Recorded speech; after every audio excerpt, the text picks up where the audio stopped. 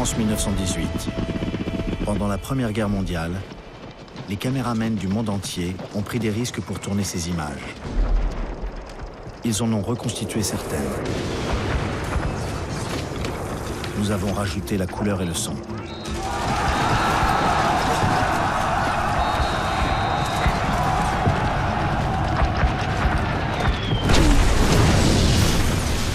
11 novembre 1918, 11 heures du matin. Ce jour-là, c'est le silence. L'armistice est signé. Clairons et cloches sonnent le cessez-le-feu.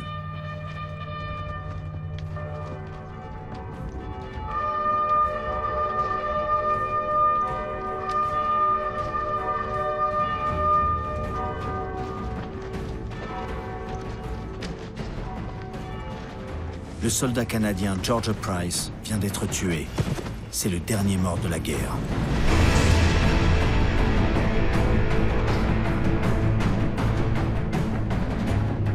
De 1914 à 1918, près de 80 millions d'êtres humains ont été plongés dans la guerre.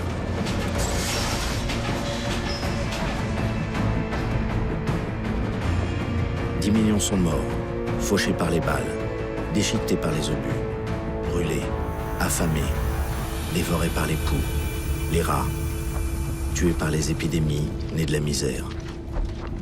20 millions ont été blessés.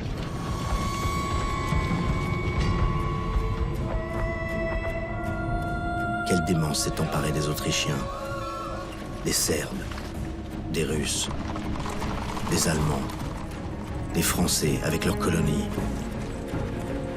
des Anglais avec leur empire, des Italiens, des Japonais, des Turcs, des Américains. Ils ont de la chance, ceux qui s'en sortent vivants.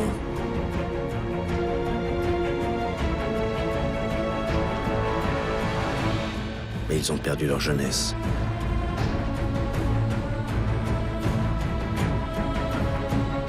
Ou leur visage. Ou leur raison. Comment le monde a-t-il déchaîné une telle furie?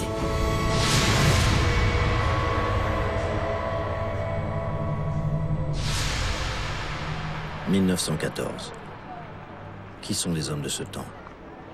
Si tranquilles et pourtant si près de la guerre. Ce sont, pour beaucoup, des paysans attachés à leurs terres, leurs traditions, leur religion. Ils se sentent en sécurité. Cela fait près d'un demi-siècle qu'il n'y a pas eu de grand conflit européen. Les rentiers peuvent profiter de ce bel été de 1914.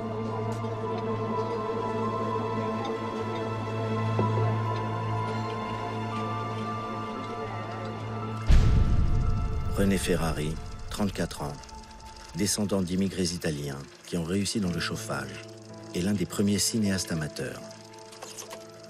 Il pense que le film gardera l'image de son bonheur, qui ne s'est pas si fragile. Avec Jacqueline, sa femme, ils ont 3 enfants. Pierre, Claude et Alain. Et une fidèle bonne, Alphonsine. Ils vivent à côté du chemin de fer, pour eux moderne et pratique. Il va partout. Il transportera des armées. Il les emmène au Mont Blanc, escalader la mer de glace, avec une canne et des chaussures de ville. Symbole de l'inconscience des futurs officiers.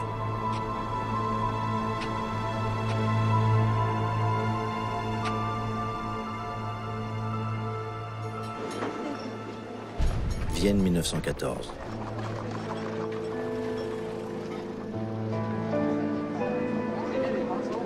La capitale de l'Empire d'Autriche-Hongrie est décrite par Stefan Zweig. Partout s'ouvraient de nouveaux théâtres, de nouvelles bibliothèques, de nouveaux musées. Partout on allait de l'avant. Qu'est-ce qui aurait bien pu interrompre cette ascension, entraver cet essor qui tirait sans cesse de nouvelles forces de son propre élan? Une merveilleuse insouciance avait gagné le monde. Jamais l'Europe n'avait été plus puissante, plus riche, plus belle. Jamais elle n'avait cru plus intimement à un avenir encore meilleur.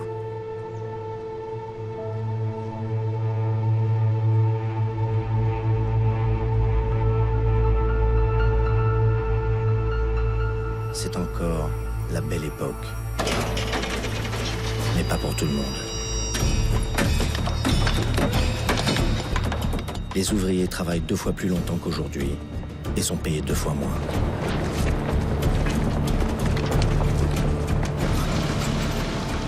Les femmes ne gagnent que la moitié de ce salaire de misère. En théorie, les enfants de moins de 12 ans ne doivent pas descendre à la mine.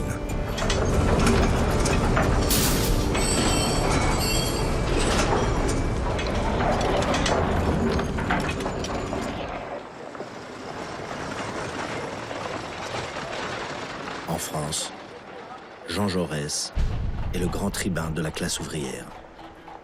Il est inquiet. Il sait que dans toute cette Europe de la bonne société, beaucoup de patrons de l'industrie parlent sans retenue d'une guerre qui les débarrasserait des revendications ouvrières.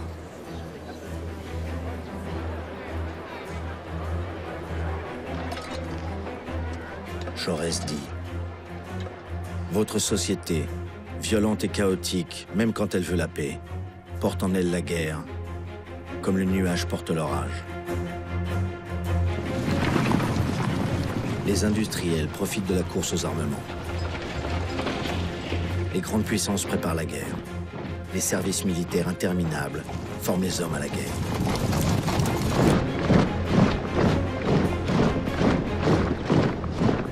La guerre et la mort rôdent sur la planète. Depuis des siècles, les empires se partagent le monde à coups de sabre. Les conquêtes du Royaume-Uni s'étendent de l'Australie au Canada. Celles de la France, de l'Indochine à l'Afrique. L'Allemagne a aussi des colonies, mais veut une plus grosse part du gâteau. Cet État morcelé, la Prusse d'avant 1871, est devenu l'Empire allemand en écrasant la France et en annexant ses provinces d'Alsace et de Lorraine. L'empereur d'Allemagne, le Kaiser Guillaume II, 55 ans, entouré d'une caste militariste, fait construire une marine de guerre pour surpasser celle de l'Angleterre.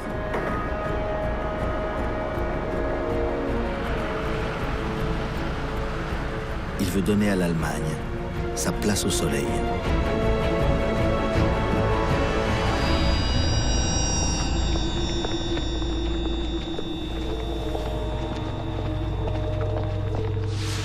15 juin 1914.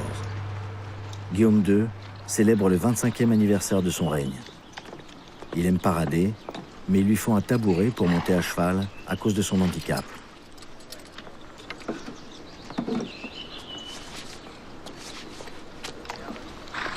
Né d'un accouchement difficile, il a le bras gauche atrophié. Il le maintient posé sur son épée.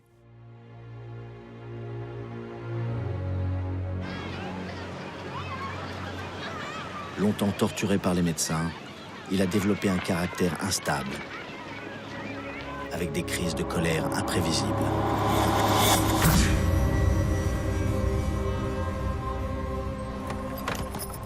Il est marié avec sa cousine Augusta Victoria.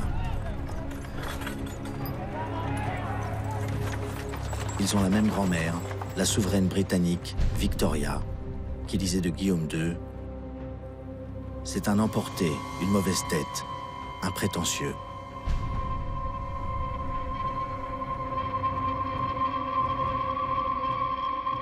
Guillaume II vit mal sa parenté avec la famille royale de Londres, si puissante, si dominatrice.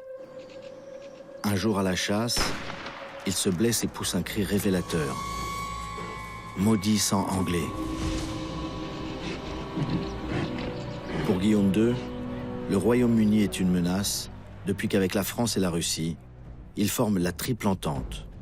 Cela provoque chez les Allemands un sentiment d'encerclement et donc de peur. Leur seul allié, c'est l'Empire austro-hongrois, alors une mosaïque de peuples, sur lequel règne, depuis 60 ans, l'empereur François-Joseph Ier, 84 ans.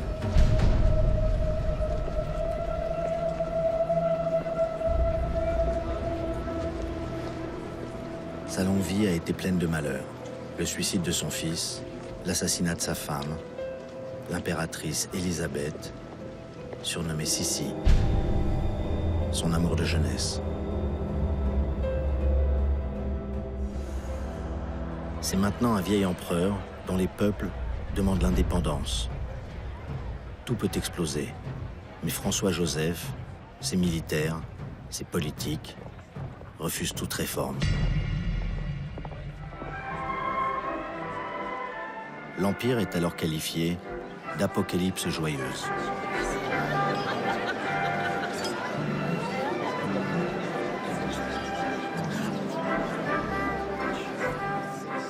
La fête continue, comme pour ce mariage de Zita, la belle princesse qui épouse Charles, le petit-neveu de l'empereur.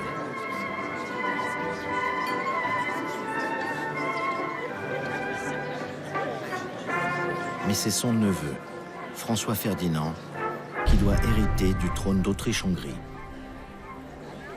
François Ferdinand a épousé la comtesse Sophie Chotek, qui n'est pas de sang royal, ce que l'empereur n'a jamais admis. Pas plus que les idées réformatrices de son héritier.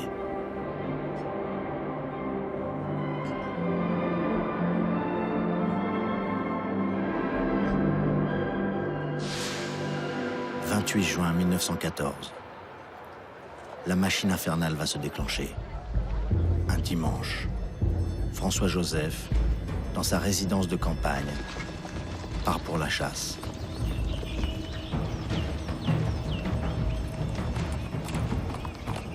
Il apprend que son neveu, l'héritier de la couronne, François Ferdinand, et sa femme viennent d'être assassinés à Sarajevo. L'empereur ne manifeste aucun sentiment. Il dit froidement « Une puissance plus haute que moi vient de rétablir l'ordre. »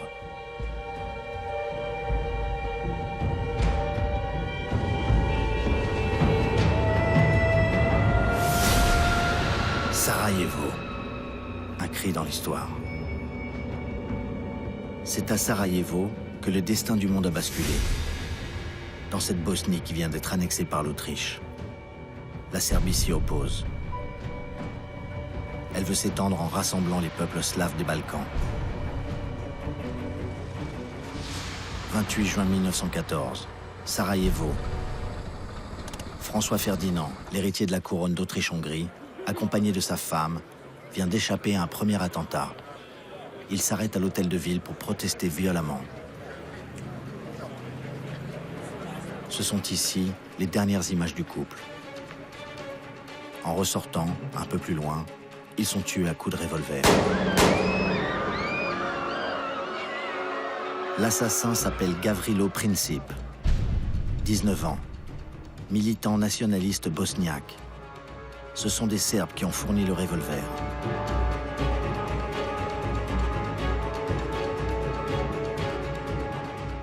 Cet attentat de Sarajevo, qui aura des conséquences incalculables, est d'abord perçu comme un fait divers.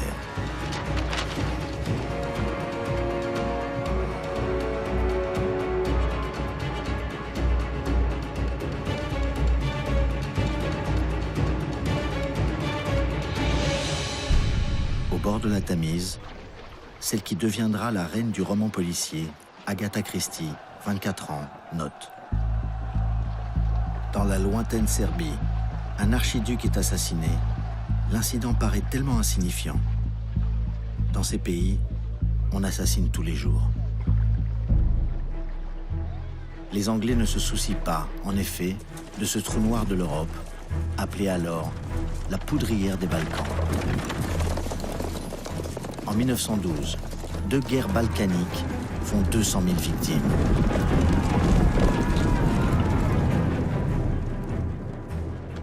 En 1914, ces tragédies lointaines sont oubliées au Royaume-Uni.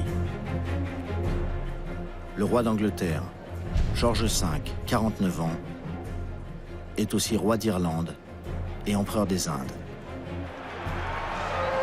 Son empire est grand, mais son pouvoir est petit. Seule la lutte de l'Irlande pour l'indépendance le préoccupe. Le 28 juin 1914, il écrit « L'attentat de Sarajevo est un choc de plus pour le vieil empereur d'Autriche. George V ne pressent rien de ce qui va éclater. Pas plus que le président français, venu en visite officielle à Londres, réaffirmer l'entente cordiale qui désormais unit la France et la Grande-Bretagne après des siècles de rivalité meurtrière.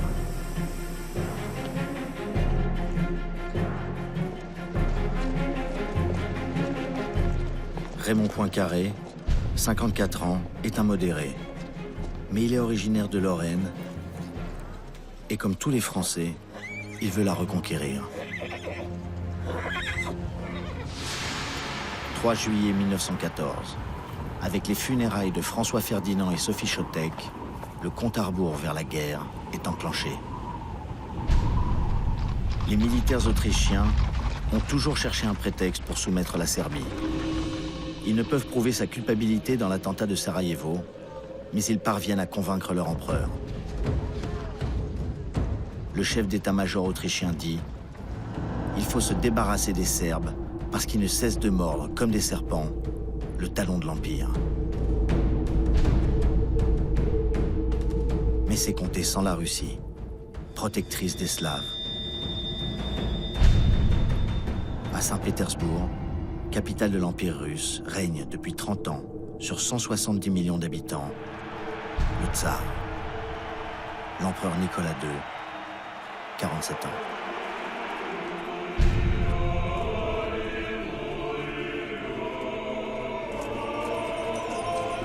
Il a fêté le tricentenaire de sa dynastie dans le faste du clergé orthodoxe, avec à ses côtés la tsarine Alexandra et leur fils, le tsarevitch Alexis, et leurs 4 filles, les grandes duchesses Olga, Tatiana, Maria et Anastasia. La Russie avait perdu en 1905 une guerre contre le Japon et vécu une première révolution.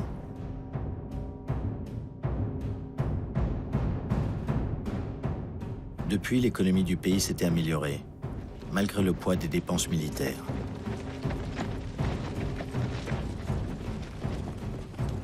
Début juillet 1914, alors que se trament les malheurs de l'Europe, le tsar part en croisière sur la Baltique, à bord de son yacht.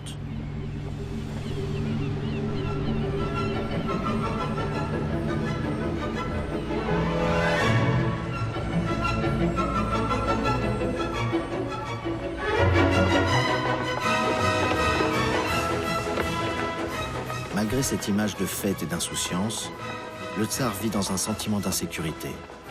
Une menace plane sur la paix. Une menace plane sur sa dynastie. Son héritier, son seul fils, le tsarevitch Alexis, 10 ans, est hémophile. Son sang ne peut pas se coaguler. La moindre blessure peut lui être fatale. Sa mère, l'impératrice, pour conjurer ce sort qui la plonge dans la dépression, fait appel à une sorte de moine guérisseur. Raspoutine, à l'influence grandissante. Raspoutine fait du bien au tsarevitch, mais se mêle des affaires du tsar. Le tsarevitch, obsession de ses parents, obtient à force de pleurer de descendre à une escale, avec la permission de ramer, mais pas de se baigner.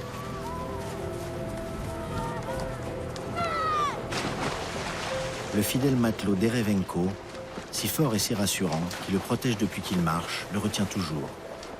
Mais comme tous les petits malades, le tsarevitch est turbulent.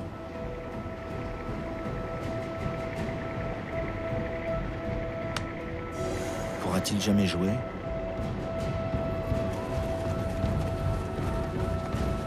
Aura-t-il seulement le temps de vieillir? Sa maladie héréditaire provient de son arrière-grand-mère anglaise, la reine Victoria, porteuse du gène fatidique.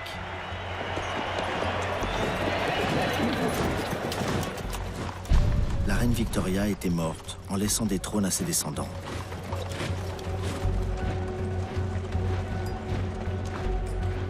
L'Europe des rois et des empereurs est une grande famille. Le souverain britannique George V et le tsar Nicolas II sont cousins et se ressemblent comme des jumeaux. L'empereur allemand Guillaume II est aussi un cousin et même le parrain du tsarévitch. Dans la famille, la paix devrait régner. Mais dans chaque pays, un fort courant nationaliste voit la guerre comme l'occasion d'en finir avec un rival menaçant. Et l'assassinat de l'héritier du trône d'Autriche, François Ferdinand, est, pour Guillaume II, ce qu'il y a de plus grave, attenter aux droits divins de la monarchie.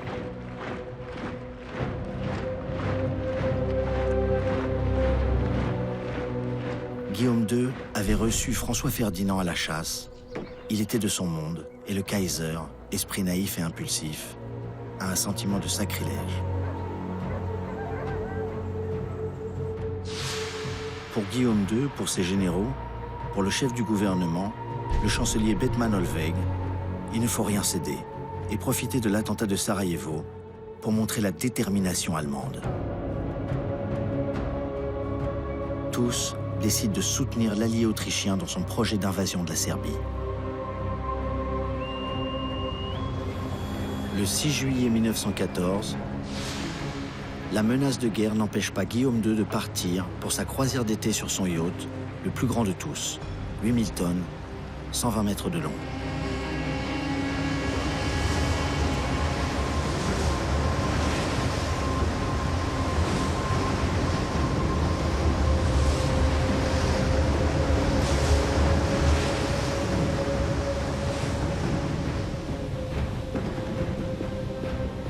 Guillaume II ne croit pas à une généralisation du conflit.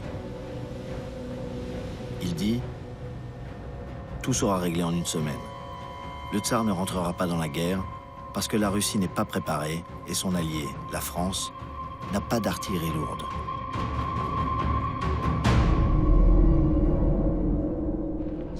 « 20 juillet 1914.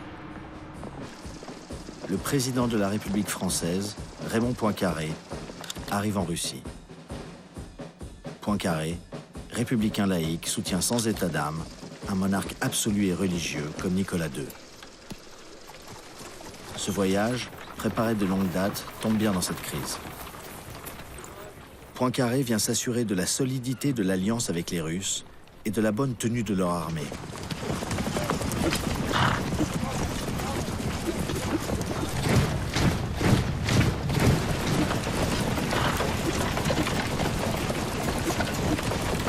Le président français tient des propos mesurés.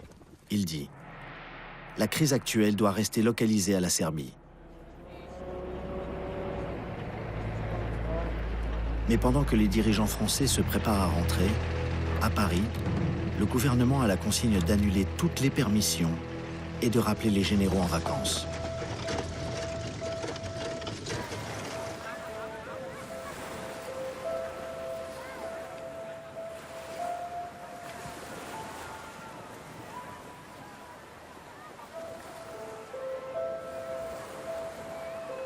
Alors que les privilégiés s'initient au bain de mer en oubliant Sarajevo, l'engrenage des alliances s'enclenche inexorablement.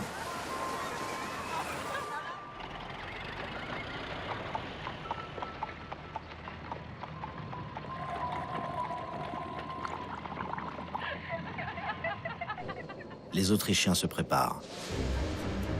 23 juillet 1914. Le gouvernement de Vienne adresse un ultimatum à Belgrade.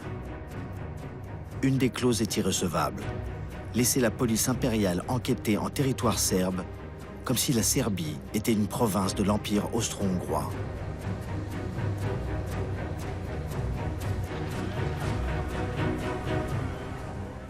L'ultimatum autrichien à la Serbie signifie la guerre pour la presse du monde entier.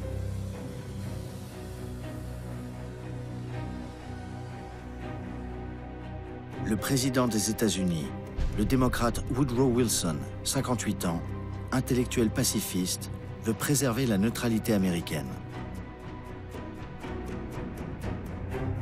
« Il dit, Je veux tenir les États-Unis en dehors de toute guerre européenne. Un journal canadien titre « La peur de la guerre ».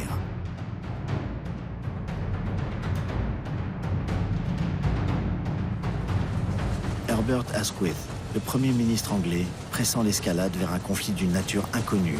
Il dit « Nous sommes près de l'apocalypse ». Son ultimatum rejeté, l'Autriche-Hongrie déclare la guerre à la Serbie. «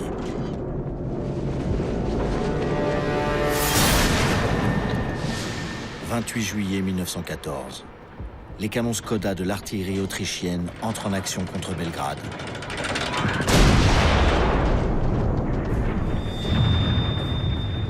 La Russie, dans sa logique d'alliance avec la Serbie, envoie des troupes à la frontière austro-hongroise. «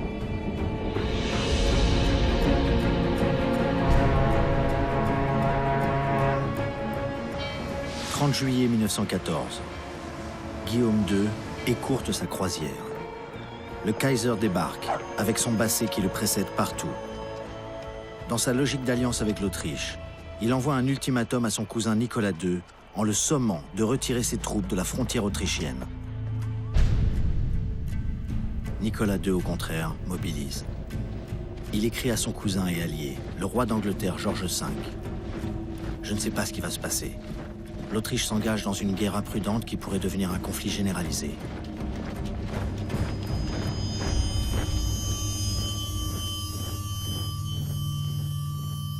Sans réponse de Nicolas II à son ultimatum, Guillaume II hésite, parle de sauver la paix. Mais autour de lui, militaires et industriels le poussent vers la guerre en faisant porter par la Russie la responsabilité de l'extension du conflit. «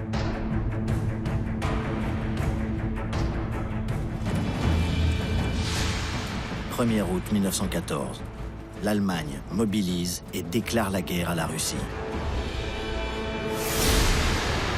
Les jeunes recrues de l'armée allemande font connaissance avec le paquetage de l'infanterie, contenant surtout l'indispensable, les chaussettes de rechange.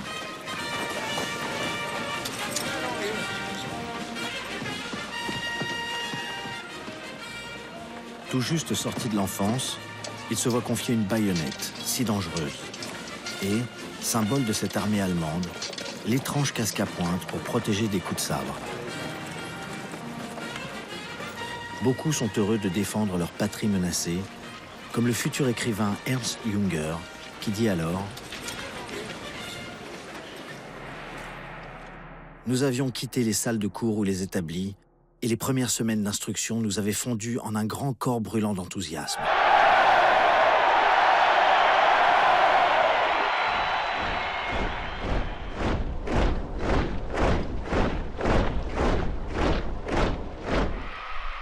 À Saint-Pétersbourg, les Russes, désormais en guerre, chantent l'hymne impérial qui commence par « Dieu protège le tsar ».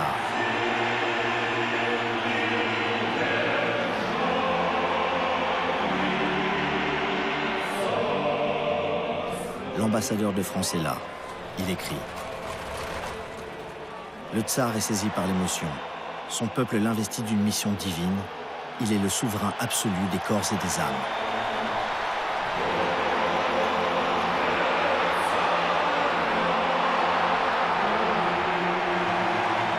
La tsarine apparaît. D'origine allemande, elle s'inquiète.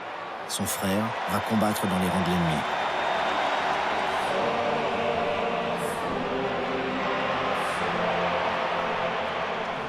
Raspoutine écrit à Nicolas II. « Avec la guerre viendra la fin de la Russie et de vous-même. Et vous perdrez jusqu'au dernier homme. »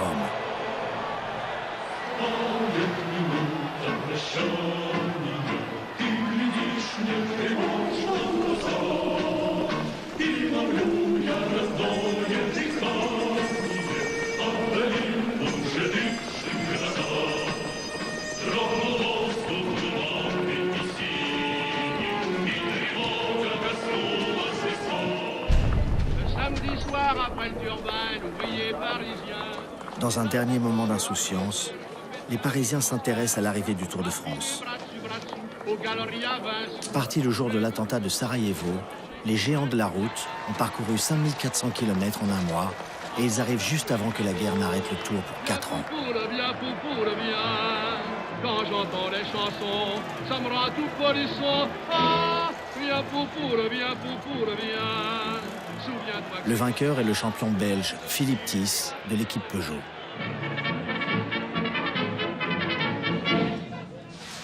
« 1er août 1914.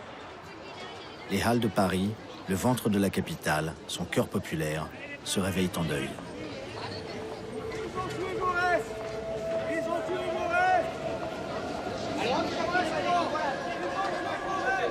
Tout près d'ici, Jean Jaurès vient d'être assassiné par un ultranationaliste.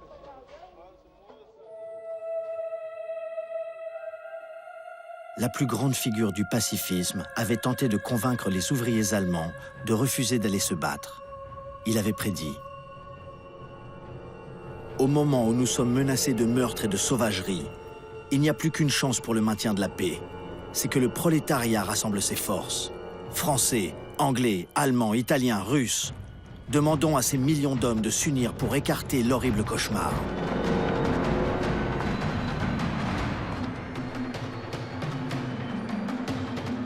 « 2 août 1914. L'ordre de mobilisation générale est placardé dans toute la France.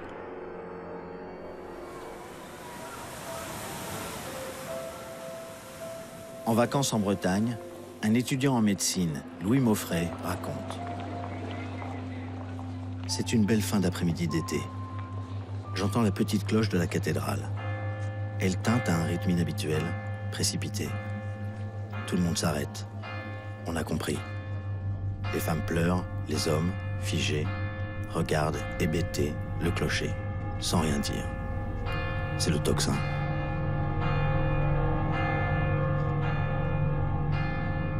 Au loin, on peut entendre, en écho, le tocsin du Vivier, celui du Mont-Dol, de Carfantin ou de Baguère-Morvan. C'est poignant. Les Parisiens, le 3 août 1914, apprennent que l'Allemagne a déclaré la guerre à la France parce qu'elle est l'alliée de la Russie. C'est aussi le jour de l'enterrement de Jaurès. Et avec lui, du pacifisme. Les ouvriers français, allemands ou russes, se rallient à la défense de leur patrie. En France, Poincaré baptise « Union sacrée » ce triomphe des forces nationalistes. «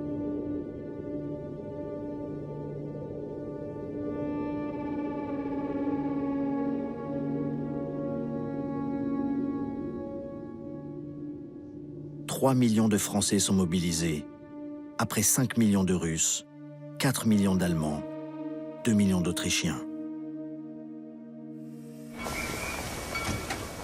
Sur ces hommes qui partent, Stefan Zweig écrit: en 1914, après un demi-siècle de paix, que savait-il de la guerre? Il ne la connaissait pas. Elle était une légende héroïque et romantique. On la voyait comme dans les livres d'école et les grands tableaux des musées.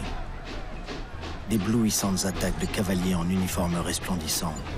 Une foudroyante marche à la victoire sans beaucoup de victimes. Une aventure sauvage et virile. Une expérience aussi merveilleuse et excitante. Et c'est pourquoi il chantait et poussait des cris de joie dans les trains qui les menaient à l'abattoir.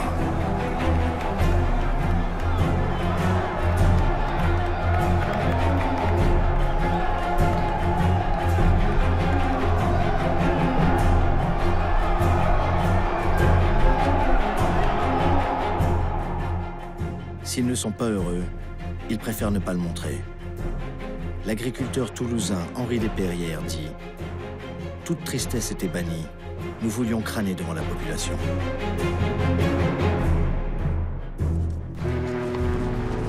De l'empire colonial français, ceux qui sont appelés alors les indigènes et la Légion étrangère partent d'Alger ou de Dakar.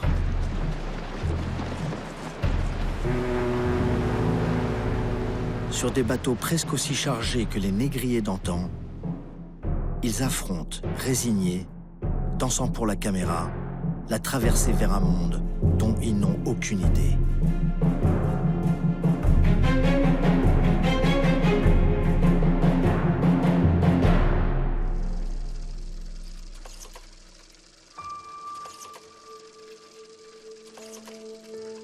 Dans une villa près de Paris, la famille Ferrari est face à la réalité de la guerre.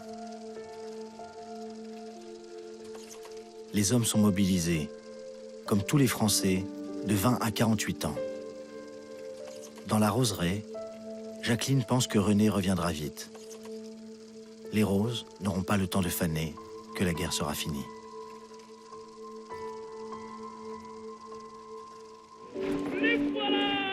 Les paysans, qui partent défendre leurs terres, pensent rentrer avant la fin de la moisson.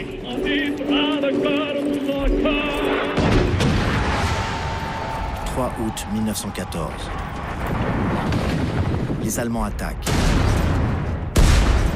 Ils misent sur une victoire fulgurante, une guerre courte. Leur plan, le plan Schlieffen, du nom du général allemand qui l'a conçu, consiste à passer à travers le Luxembourg et la Belgique avant que les Russes attaquent à l'Est et obligent les Allemands à se battre sur 2 fronts.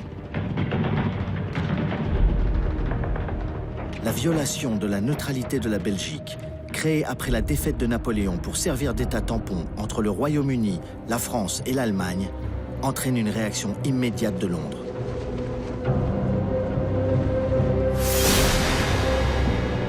L'Angleterre déclare la guerre à l'Allemagne. 4 août 1914. À Londres, au balcon de son palais, le roi George V dit « C'est une grande catastrophe, mais ce n'est pas de notre faute. Prions Dieu que ce soit bientôt fini. » L'état-major allemand estime que les Anglais n'auront même pas le temps d'arriver sur le continent. L'affaire belge ne devrait pas traîner.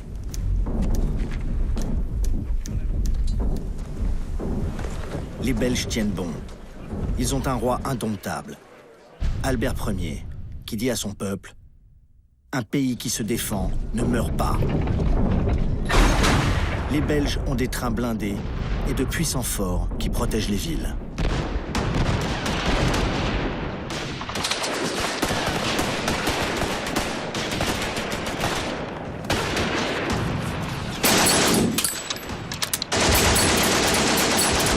Pour les Allemands, c'est une mauvaise surprise. Ils perdent des jours sur leur plan de guerre.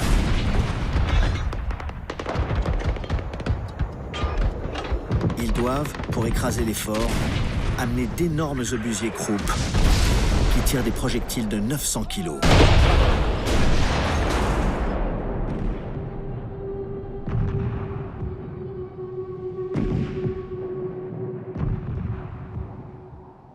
Alors les Belges rendent leurs voies ferrées inutilisables en précipitant leurs propres trains les uns contre les autres.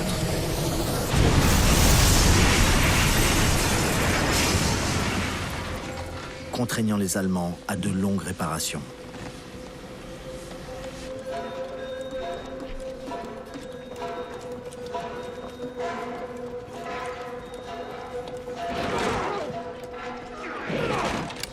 Pendant que les Allemands piétinent en Belgique, que les Russes préparent leur offensive, les Austro-Hongrois, qui disaient punir la Serbie en 1 semaine, s'enlisent. Les Serbes se révèlent de redoutables combattants. En 15 jours, les Autrichiens ont déjà 25 000 morts. Et les Serbes célèbrent leur victoire provisoire.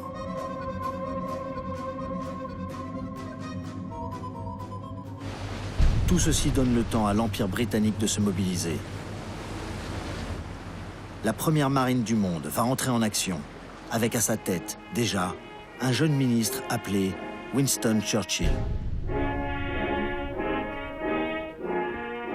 La Grande-Bretagne, qui n'a pas de service militaire obligatoire, a besoin de volontaires. Ils sont galvanisés par une célèbre affiche où le maréchal Kitchener, héros de la conquête de l'Afrique, proclame « Votre pays a besoin de vous », ce que crient aussi les sergents recruteurs.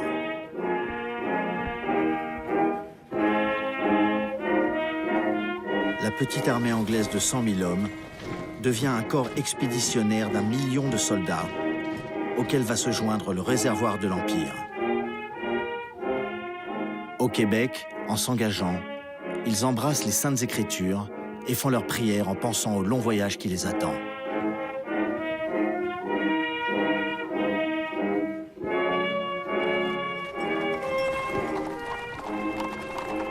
départs inspireront plus tard un touchant personnage de roman, Le cheval de guerre, de Michael Morpurgo, qui raconte l'odyssée de Joey, le cheval de ferme.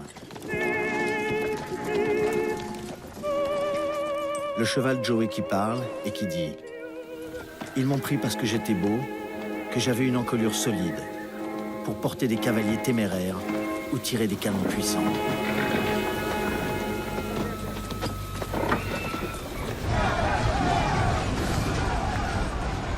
« 10 millions de chevaux serviront l'Empire britannique, venant même d'Australie ou de Nouvelle-Zélande, pour souffrir et mourir, comme les hommes. »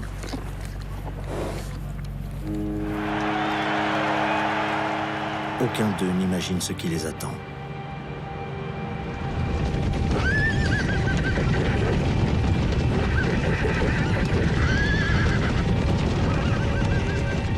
Nombreux sont les chevaux qui n'ont jamais été montés.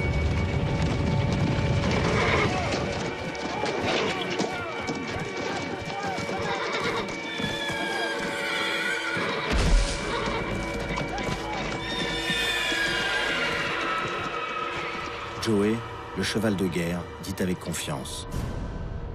Les soldats de Sa Majesté qui vont en France et en Belgique avec nous débordent d'optimisme, comme s'ils embarquaient pour un grand pique-nique.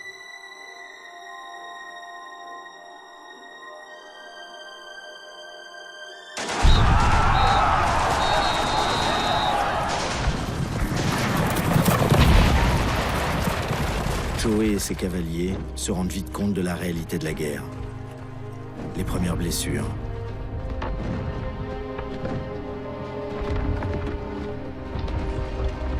Les premiers prisonniers allemands. Et les Belges, si courageux, jusqu'au bout de leur force.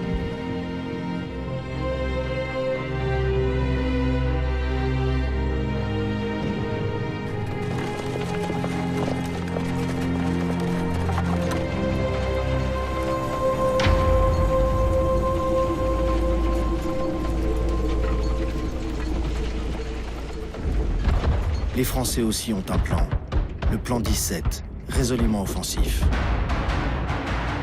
Reconquérir l'Alsace et la Lorraine, foncer sur Berlin. Premier objectif, Mulhouse. « 7 août 1914, les Français prennent Mulhouse. Cette entrée en fanfare est mise en scène pour le cinématographe avec les enfants des écoles, les bouquets de fleurs et la ferveur patriotique en costume traditionnel. L'armée française d'août 14, c'est surtout l'infanterie, formée en gros bataillons comme sous Napoléon, avec un uniforme inadapté à la guerre moderne, des pantalons rouges dangereusement voyants et pas de casque.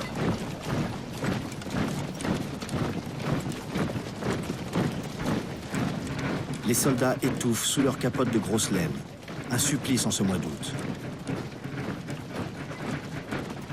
Ils sont chargés d'un lourd pactage et portent le fameux fusil Lebel qui pèse 5 kilos. Mais ce Lebel, comme le Mauser allemand ou le Lee Enfield anglais, a une puissance de feu jusque-là inconnue. Un tir à répétition, une portée de 400 mètres, ce qui rend archaïque et criminel les charges à la baïonnette en rang serré. Ces doctrines de l'école de guerre vont coûter des centaines de milliers de vies humaines.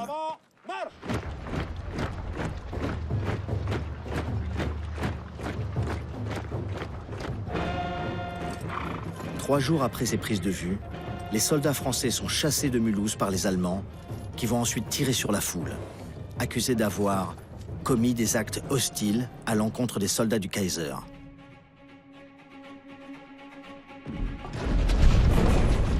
En Belgique, les Allemands montrent aussi qu'ils sont capables de représailles.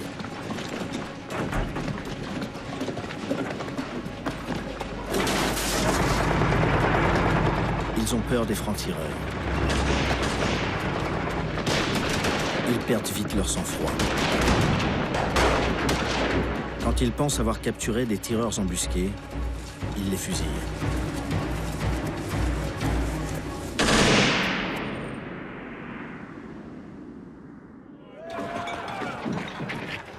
Comme tous les soldats du monde, l'alcool leur fait colporter des fables, comme celle d'un de leurs soldats poignardé par un curé belge.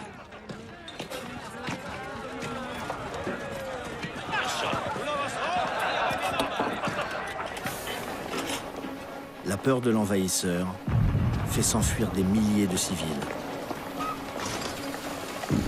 Belges, Français et Anglais accusent ceux qu'ils appellent les Boches de violer, couper les seins des femmes et les mains des enfants. «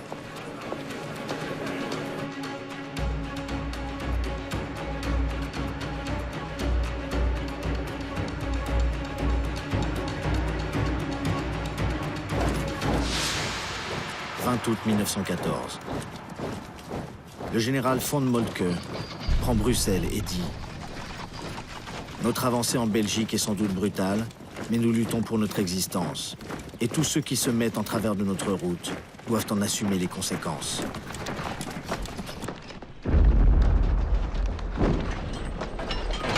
Les Allemands s'acharnent sur les monuments historiques, incendient l'université de Louvain, dévastent cette ville, appelée jusque-là l'Oxford belge, et sa bibliothèque irremplaçable.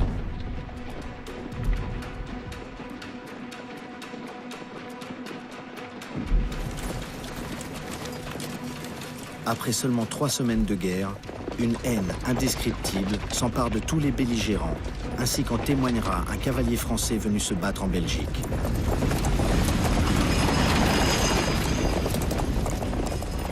J'entre dans une maison, je monte à l'étage. Je découvre un cochon d'Allemand qui fait ses besoins dans un tiroir de dentelle. Je tire, il meurt dans son fumier. Tout est saccagé. Les plus bas instincts se réveillent chez ces germains amis de la musique.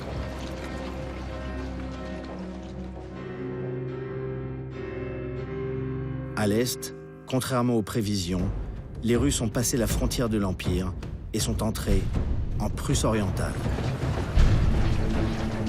Et les Allemands, à leur tour, fuient ce qu'ils appellent le rouleau compresseur russe.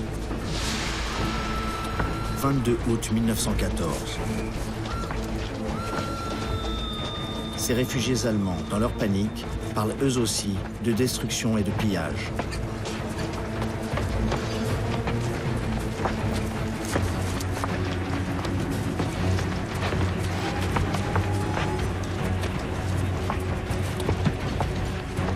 Le peuple a peur, le peuple doute. Le Kaiser, Guillaume II, passe de l'abattement à l'excitation guerrière. Sa paranoïa s'aggrave. Il répète « L'Angleterre, la France et la Russie se sont concertés pour faire contre nous une guerre d'extermination. »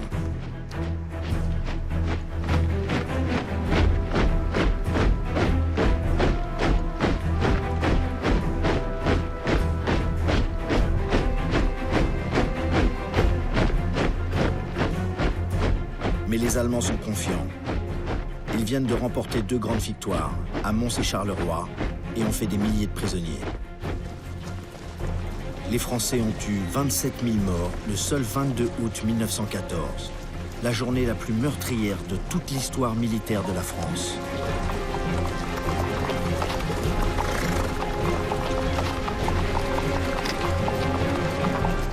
Guillaume II s'adresse à son peuple.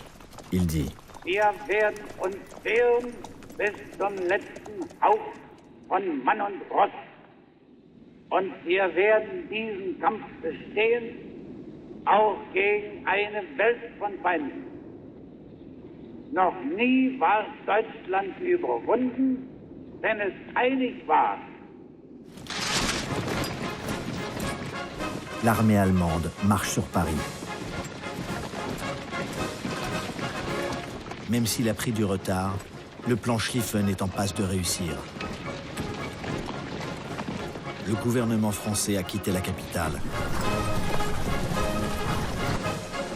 Les Allemands ne sont plus qu'à 50 km de Paris. La victoire est proche.